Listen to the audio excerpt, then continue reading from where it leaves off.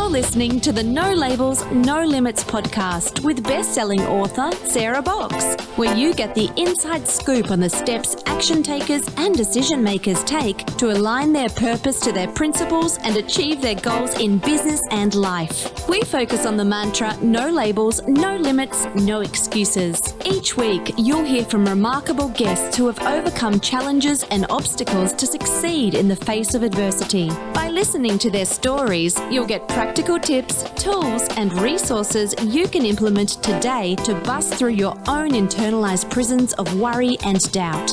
And now, without further ado, please welcome your commanding coach with plenty of chutzpah and heart, Sarah Box. Hi there, everyone. This is Sarah, your host of the No Labels, No Limits podcast. Thanks so much for joining us this week for another episode of the No Labels, No Limits podcast show, all about shedding limiting labels and beliefs so that we can all shine our light in the world just a little bit brighter.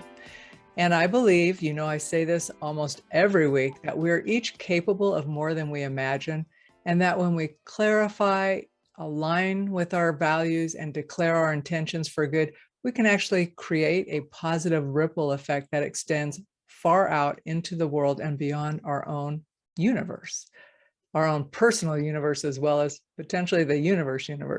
So if you are someone who feels spirit-led, or you have that undeniable pull to be a light in the world and make a difference, be sure to stay connected with us through our website and to listen extra careful to our podcast guest today, because Hazel has an amazing story, and I'm going to tell you a little bit about it before I bring her on. But she knows something about perseverance, overcoming, and then being a light for so many people in the world. So our guest today is Hazel Ortega, and Hazel is considered a leading expert and internationally recognized speaker, and she specializes in vocational rehabilitation for injured workers. So a lot of what she knows is applicable for anybody who is starting over. She has her own inspiring story, and she has traveled many miles and overcome many obstacles along her own journey. She's gone from growing up poor, living in a rat-infested household, in a dangerous gang neighborhood, and living on food stamps, to now having higher education. She acquired that even in her late 20s. She has a best-selling book on Amazon. She has several multimillion-dollar businesses, and she has more than enough quality time for her family. So think about that. That's often how we describe our success, those big things, but it's that last bullet that really resonates with me, that she has all that success and she has more than enough quality time for herself and her family. So today, Hazel's going to share her journey, and she's going to talk about how she guides people as she helps them walk to the other side of fear and master miracles. So now let's welcome our guest today, Hazel Ortega. Hi, Hazel. Hi, Sarah. Hi, everyone. I'm happy to be here. We're happy to have you here. And as our guests know, or our listeners know, I start by asking all of our guests some variation of this question. And that is, how do you stay connected and committed to your personal vision and your calling in life? Funny you use the word personal vision, because that is exactly what I feel I have as my most strongest success tool, is creating a vision for my life, for what I want it to look like. And then I live into that vision. I write down 10 things I want to accomplish in the 10 years to come. And then I create a 1-year vision, and then I draw it. And what physically draw it out? I physically draw it out.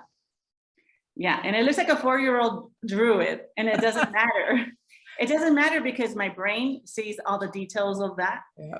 And before I know it, I'm checking off all of the things that have occurred. It's like, wow, I'm inside my own vision right now in this moment. So what's amazing to me about that, which I love hearing, is that you do a 10-year vision, but then you make it in a 1-year piece, right? You don't worry about everything else to get to 10-year. You're just looking at what's what for this year. Yeah, and a lot of times what happens is that we tend to forget, why are we doing what we're doing? Why, when you get up in the morning, like, what's the purpose? And your vision becomes like your compass. So when you're lost and you forget, you get your vision out, and then it becomes like you remember, oh yes, this is what I said I wanted in 10 years. And this is why I do what I do, which it could be, why am I a podcast host? Like, why am I a podcast guest? Like, you forget. And so the vision is your compass. Boy, that's a great way of putting it. It is your compass, your North Star. And that's true, because I know when I just feel like, okay, wait a minute, there's too much going on, I'll go, okay, step back. You may need to take some things away. So really, where are you wanting to be? And that North Star just helps let all the extra noise kind of stop and get back on track. And it does serve as a great motivation. Mm-hmm. Yeah. So, your background, your little story that I shared with folks is very compelling, how far you have come, what you've accomplished in your life. Can you share a bit about your background, where you grew up, your neighborhood, your schools? Yes, I grew up in downtown Los Angeles. And by the time I was born, my parents were already separated. They were immigrants from Mexico. And my mom moved into a 60-unit apartment building and collected welfare until I was 19 years old at least. And in this time growing up, it was very dangerous, like I said. And my best friend was killed when we were just 12 years old in a gang-related incident. My cousin was killed in a drive-by shooting, and the police killed another cousin of mine in a case of mistaken identity with a gang-related activity. Before long, my mom also shot and killed her boyfriend and became a fugitive. Yeah, for 5 years before going to prison. Yeah, that's the kind of environment that I grew up in. And that's what I write about in my book, my story about overcoming challenges. And if you look under challenges in the dictionary, I think you'll see my face, because I've overcome so much. Okay, so that begs a question for me. Here you are, you have brothers and sisters? There's 7 of us. Okay, and were you all living with your mom? Well, my mom, most of us did. Okay. Well, my mom went to prison when the younger siblings were just 4 and 6 years old. And I raised them. So you were a surrogate mom. Yes, they call me their sister mom. I can see that. Yes, and the rest of us, 5 girls, lived in an 800 square foot apartment along with my mom and boyfriend, stepfather, whomever she was living with at the time. So now, with that as a picture or a background, contrasting with how vibrant you are today, right? I can imagine, because I remember being 17, 18, 19, and just normal living, the changes you go through as a teenage girl and all that stuff. You're already trying to figure out life, right? Well, and on top of that, you're figuring out, is it safe to go out the front door? What's happening with my siblings? Where did you find within you that piece that drove your vision, your ability to see bigger and different for yourself? I was a typical 17-year-old, and I had no vision. I went day to day survival, what's happening. I had a very strong mother figure. So my mom was involved in my life, and she steered me straight. My mom ended up having a divorce when I was about 16, 17 years old. And that's when my mom took her eyes off us and started doing drugs, going out and not coming home. That happened. That happened later in my teen years. So between 17 and 19, when I lived with her, is when I was impacted by that. But for most of the time, she was very involved, making sure that we were going to school, that we didn't have any boyfriends, that we weren't getting pregnant, that we were surviving the neighborhood. And that's what kept me straight. It was my mom. Unfortunately, again, because of the turn of events in her life, we lost her in the end to the things that she was afraid for us, right, ended up happening to her. But how great that during that time that your values and your strength were forming as a young woman, she was there to guide you. Definitely there to guide me. And another thing that I write about in my book, Sarah, is I had mentors. I had people in my life that showed up as angels. And my uncle was one of them. I didn't have a strong father figure, like I said. My father was in and out of prison. He was a heroin addict all my life, and he died a heroin addict. And he was 63 years old and still dealing with drugs when he died. And I had to deal with that, supporting him in a sense, not monetarily, but with all the problems that come up. Yeah. I mean, my dad was shot by the police, run over by a bus, gang jumped, everything you can think of. And I definitely was there to deal with that. So the mentors and the angels that came into my life, like my high school counselor, who was the truancy counselor, didn't give up on me. He hung onto my diploma for 12 years, knowing that I would come back to school and get it. I didn't graduate high school. I wasn't even interested in going to college. That's not anything that was expected of me. All my mom wanted was for me to complete high school and get a job and not get pregnant and, survive the neighborhood. So when you have a parent that is just focused on the day-to-day, there's no future, there's no vision, except for my mom would tell me, you can marry anybody that you want. You're so beautiful, you're so important that you can marry anybody that you want. It wasn't ever like you can go to any college that you want, achieve anything that you want. So these are angels in our lives. Now, in retrospect, is what I see them as. Even though in the past, when we're young, we don't want to acknowledge them as mentors or angels. It happens in retrospect. Absolutely. Or you're much wiser in retrospect, right? You're thinking, wow, how lucky was I to have a truancy officer who cared enough about me to see me and what's possible beyond what I could see at the moment. Exactly. Even now, I seek mentors. That's another success tool that I talk about. I think that everyone needs a mentor, and even successful people will always have friends around them that are successful and people that they can look up to as well. So even for me right now, I tell people that J-Lo is my mentor. She doesn't know it, but she is. And Jesus Christ, right? And Oprah, like those are the people that I look up to. And I'm like, well, what would Oprah do right now? What would Jesus do? But those are good questions, don't you think? Most Those definitely. are powerful. Yes. I was going to ask you, I was going to say, who are your mentors today? So you just answered that question for me. Yeah. What a trilogy. Jesus, Oprah, and J-Lo.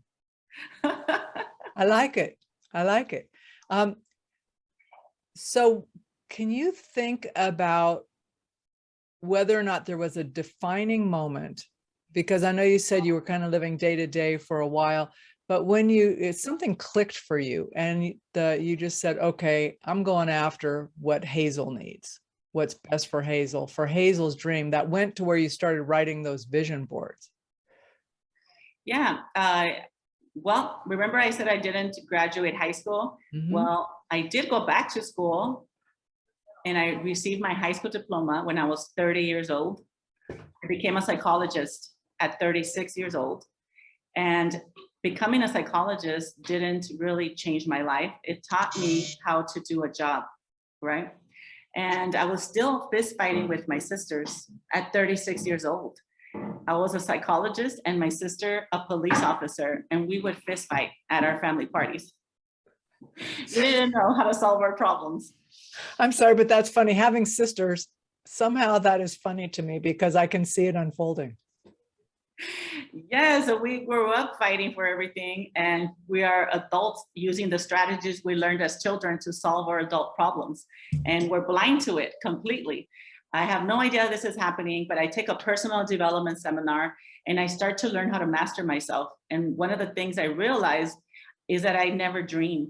I always had goals and plans that were within my means.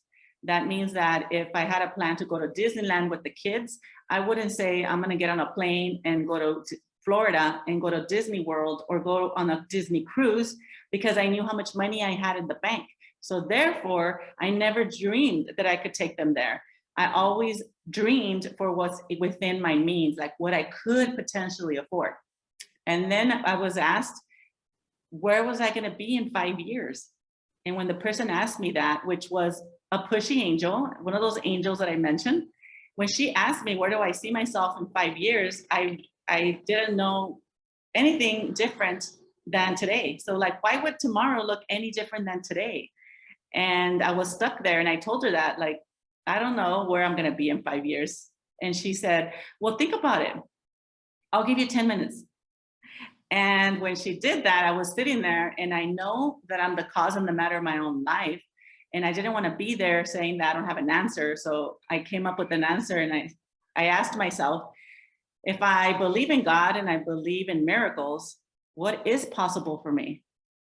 And then my brain allowed me to dream. And I said, in 5 years, I will have a $3 million plus business. I will have a relationship with my sisters that look like we were in heaven. Remember, we were fist fighting at the moment? Yep. Yeah, I said that I would have a relationship with my sisters that looked like we were in heaven. I would find the love of my life, which I didn't even believe that was possible. That's something that you only see on television. Again, my mom shot and killed her boyfriend and had already divorced many times. So I didn't really believe that this was possible. And I also said I wanted a life that looked like I was always on vacation.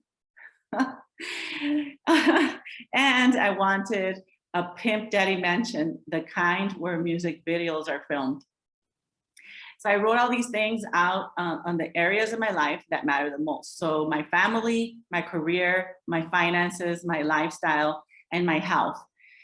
Then the lady comes back and then she's like, oh, wow, how did you come up with all that when you couldn't even come up with it before? And so I told her that I said, if I believe in miracles, what is possible? When, we're not, Sarah, we're not trained to make a miracle happen. When people make goals, your brain immediately tries to figure out how to make that happen. But when you make a miracle, then that's none of your business how that happens. Your brain is not trained to make that happen. So it allows you to have the vision. And that is how I was able to break through. And I think that a lot of people are stuck because they're very reasonable. They know how much money they have in the bank. They know how old they are. They know all the naughty things about themselves. And the brain will not allow you to have these big dreams. So I agree. Yeah. So that's a huge moment to realize that. I mean, think about that's monumental to go, okay, if I believe in miracles, right? So you're testing an assumption, right? It's easy to say, oh, I believe in miracles, but if that's true, what would it look like?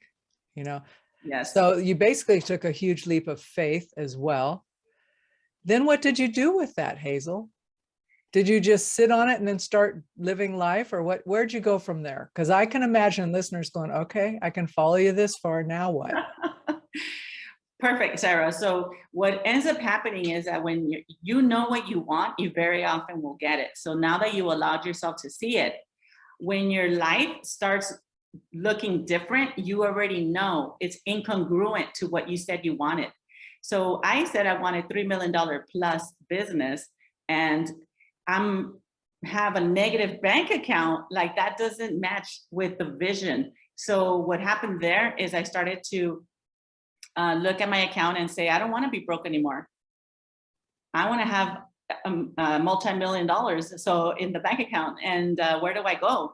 And so what I did is I got into action and I got the Dave Ramsey financial planning course.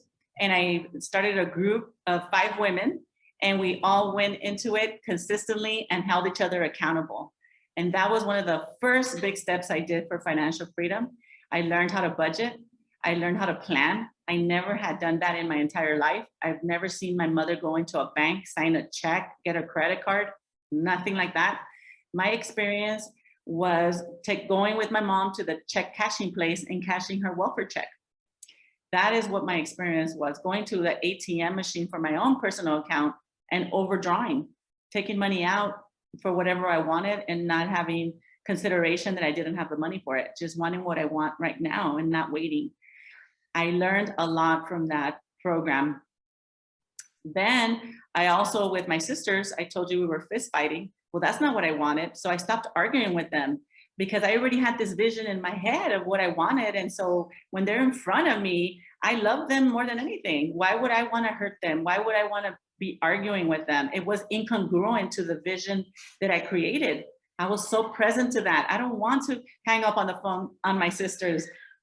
I don't want them to feel bad. So the next time my sister was upset with me and I noticed, I stopped myself and I said, I am so sorry. I love you. I love you. I don't mean to hurt you. Now, what was her reaction? Because that's like a complete about face, right? Yeah, Sarah, my sister was like, yeah. Who stole her? What happened to Hazel? Yes, they're very present to my transformation. Yeah, First, I bet. I went to school, I became a psychologist. That didn't change anything. But when I got breakthroughs around that, like I created a vision, that I'm going to get along with you. And I'm going to be the cause and the matter of that. And you don't have to change anything. I'm the one that's going to change. That really shocked them, that I'm not expecting them to change. I'm 100% responsible for what's happening in our relationship, 100%. And I'm not waiting for them to apologize at all. I love them and that's it. And if we're not talking and they don't want to talk to me, I go to their house and I'm like, in my world, you talk to me. I have sisters that talk to me, not that. Yeah, they were very shocked. And I think it's been about 10 years now that I've been the way I am. And now they gave up fighting with me because I don't engage. There's an interesting, and I may mess this up a little bit, but in the martial art of Aikido, part of that is also that you let the energy pass by. It doesn't mean you're not fighting or you're not able to take care of yourself, but you're not like this, engaging, because it just creates more energy. It's interesting, and I'm not giving it justice, but it is that whole thing of, if I don't engage with you in that way, there's nowhere for you to go, right? Your energy, if you're going to be yelling at me and I don't re-engage, your energy is going to go somewhere passing by. And as long as I don't take it in and like throw it back at you, it starts to dissipate. Now, if someone's looking for a fight, it's really frustrating for them. Oh, totally. They're not getting one here. Yeah. I remember there was this guy, I got really mad and I said, aren't you going to, he goes, I'm not going to engage with you at this point. He said, first of all you want to do is kind of discharge your energy. And so we're not really going to have a good conversation. I'm thinking, well, that's a true statement. And it kind of makes me mad, but I'll come back. But it's that whole, but he was basically taking responsibility for how he was showing up. And I just thought, okay, wow, that's powerful, but it caught my attention. So, yes. So you basically decided to go after your dreams. You thought bigger than possible, got way past your comfort zone. Did you have, I guess, like pushback or challenges from people who saw you changing beyond your family, but people going, who does Hazel think she is? No, people have asked me that I changed friends because I have different associates now and colleagues and people around me. But in reality, I didn't change friends. People don't fit in your life anymore and they go away. Yeah. Their own feeling about themselves that make them go away. I did intentionally put into my life different groups of people. So right now I'm an entrepreneur and I have a lot of friends that are also entrepreneurs. I want to surround myself with people that are on a really high vibe, that we're all in sync. We're all working to grow our businesses and make a difference in the world. Like, yep, those are the people that I spend the most time with, aside from my family and my close friends. So is that, when you say that, having big goals and leveraging available opportunities and surrounding yourself with good people are important, are pillars for you? Most definitely. Your environment is what is going to dictate your success. You know, I'm successful now, and a lot of people tell me, I bet you were a big fish in a small pond. And I said, no, a fish can't grow big in a small pond. I had to change my pond. And that's when I grew. And then I changed my pond again, and then again. And so right now I'm on a global stage, having friends all over the world that are up to changing the world. First, I started with changing my family and myself, then my community, then my California, and then the United States, and then now we're global. So incrementally, we grow and evolve.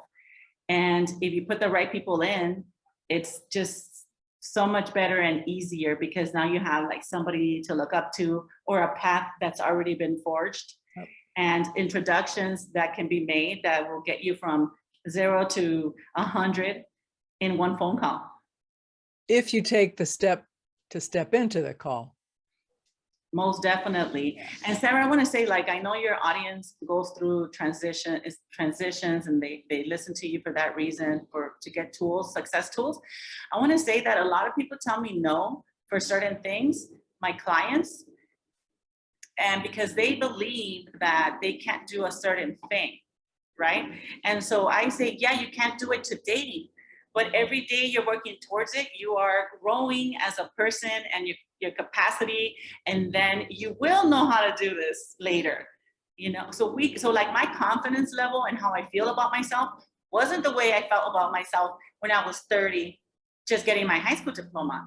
But little actions towards the big vision will eventually evolve you into this person that will be able to make those big, hairy, audacious goals happen. Every day you grow as you see yourself accomplish things, even small little things like completing a class, just one class, not the degree, not the certificate, just one class. It tells you a lot about yourself when you do those little milestones too. Yeah. And I think like I asked someone for help on something, just technology, it wasn't a big deal, but I realized that just a few years ago, I wouldn't even known that there was a question to ask, right? Because of taking the little steps. It's like, oh no, this is something that's easy to fix. I just need to ask the right person, the right question, and it will be done. And sure enough, my email right now is sitting 3 responses for people who says, let me just help you fix that. And I'm thinking, yeah, it's good to know when to ask and just stop, you know, but Yes. That's part of that going and growing a connection and friends who can quickly fix stuff or help you know what to do next. So let's talk about your voc rehab work, because that sounds like it's also, well, it is really impactful in the world. So can you talk about that and how the mindset and your own journey has helped you help folks who are re-entering the workforce?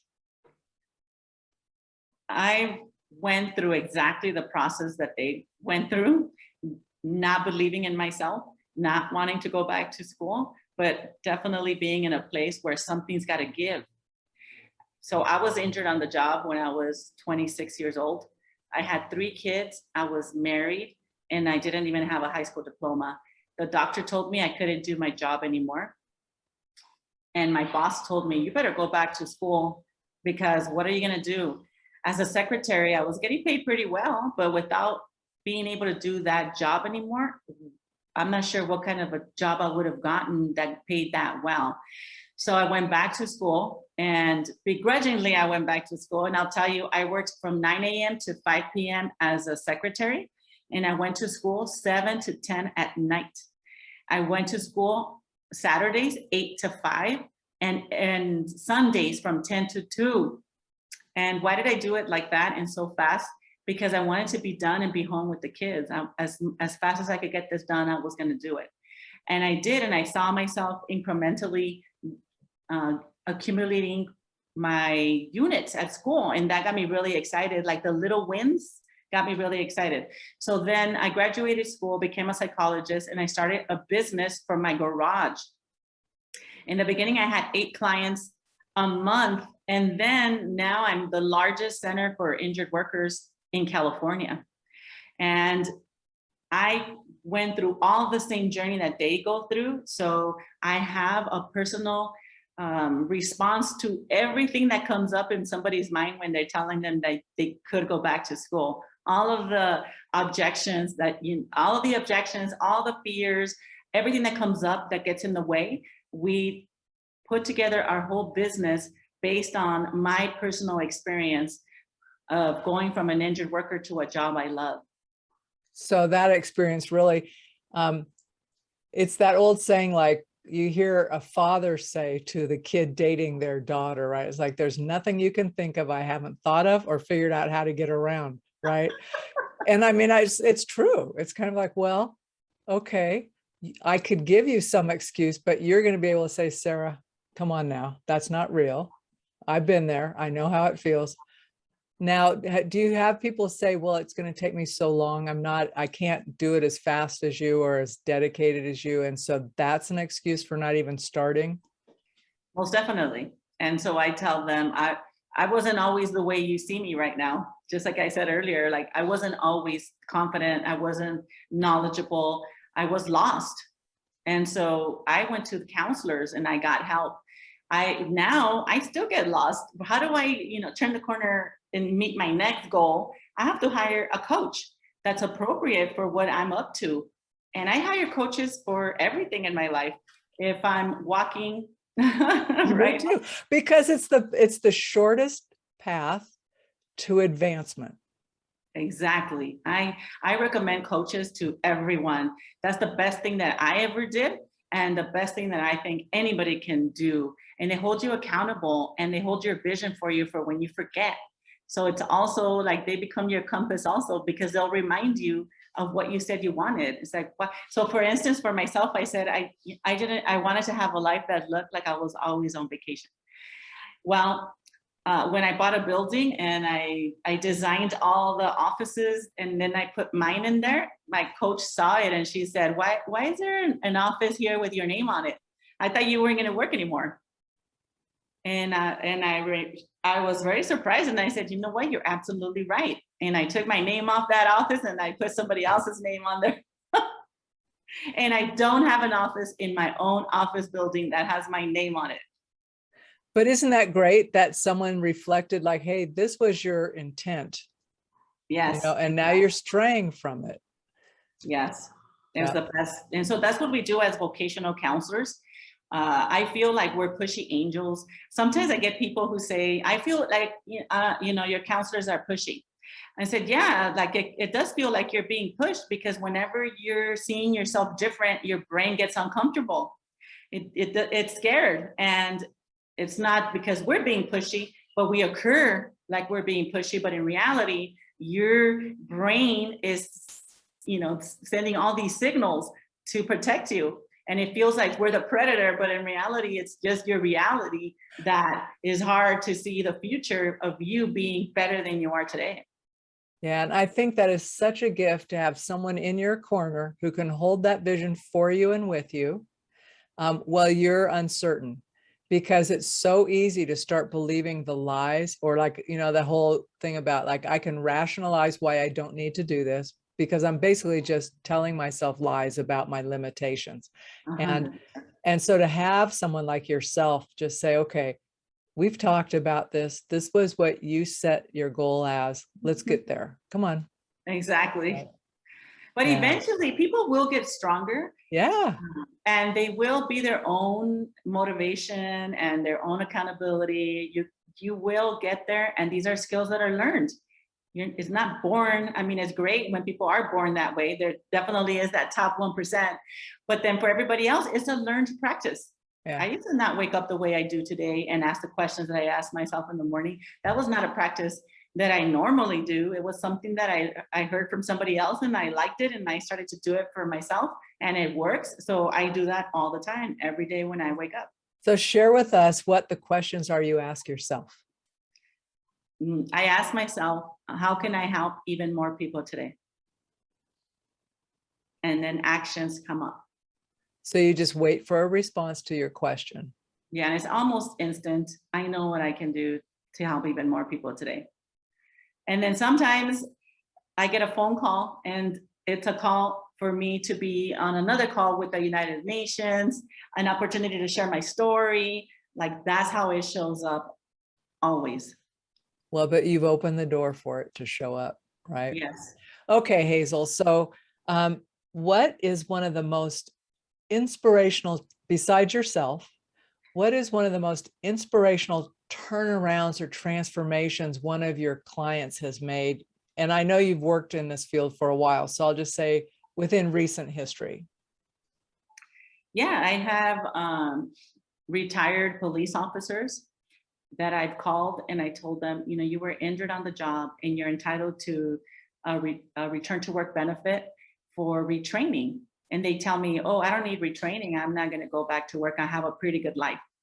And I was like, oh, that's fantastic. And so then that means that you could take your wife to Italy and stay out there as long as you want and buy her nice things for her birthday. And then he's like, oh, no, well, then not that, you know? And so I'm like, oh, okay, well, let's talk about what you can do to have a supplemental income. And I said, what do you do for fun? And he said, all I want to do is golf.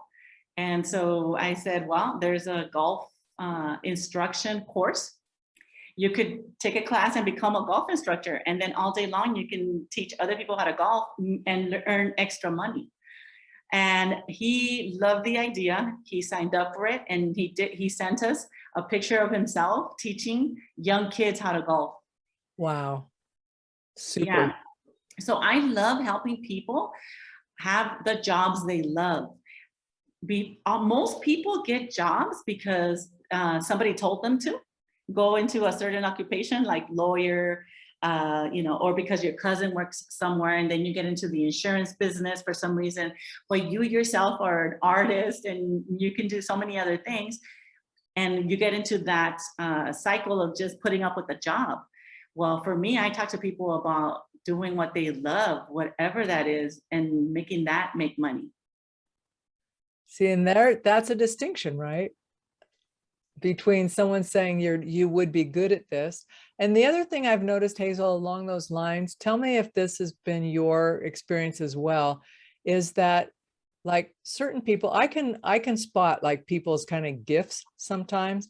And I know I'm thinking, okay, they would be really good at this. I don't know if they even want to do it. And I've gotten into the habit, like I will hire VAs long-term to do stuff.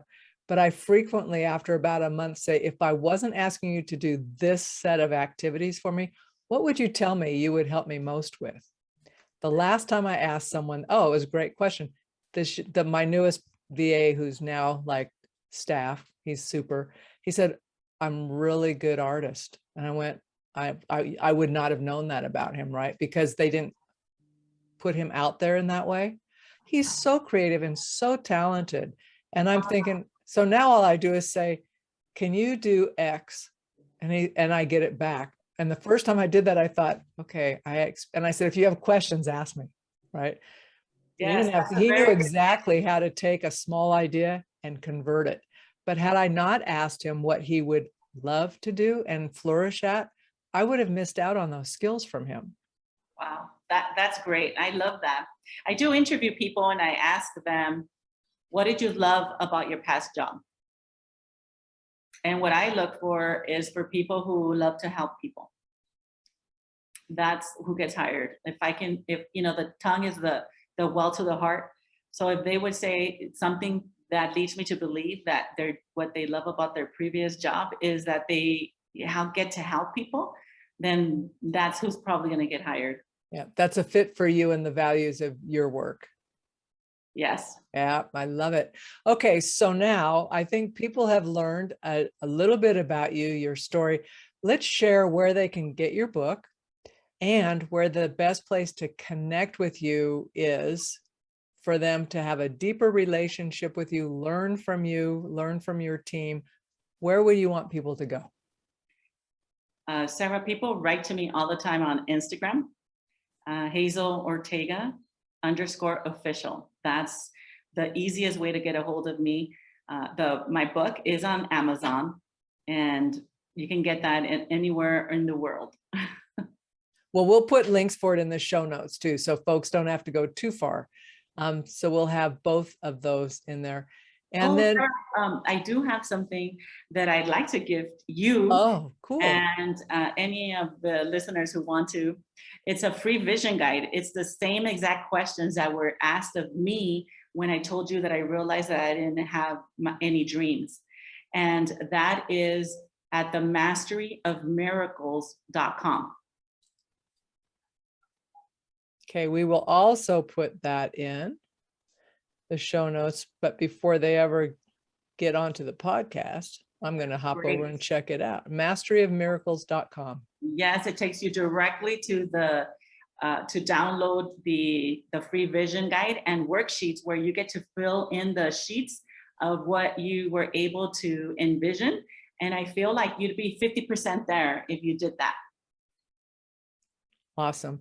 Hazel, thank you so much for being a guest on the podcast. I envisioned asking you different questions, and you brought so much more than I ever expected. So thank you for that. Oh, you're welcome. And I wish you great continued success, because you are touching so many people's lives in a positive, powerful way. Thank you, Sarah. So are you. So I appreciate you for that too. You've been listening to the No Labels, No Limits podcast with best-selling author, change agent, and strategic vision coach, Sarah Box. You can grab the show notes and find out how to work with Sarah at sarahbox.com/No Labels, No Limits podcast. We'd love this podcast to reach as many people as possible. So please remember to rate, leave a 5-star review, and share the podcast with someone you think would get value from this conversation. Until next time, keep taking those daily action steps to align your purpose to your principles and achieve your goals in business and life.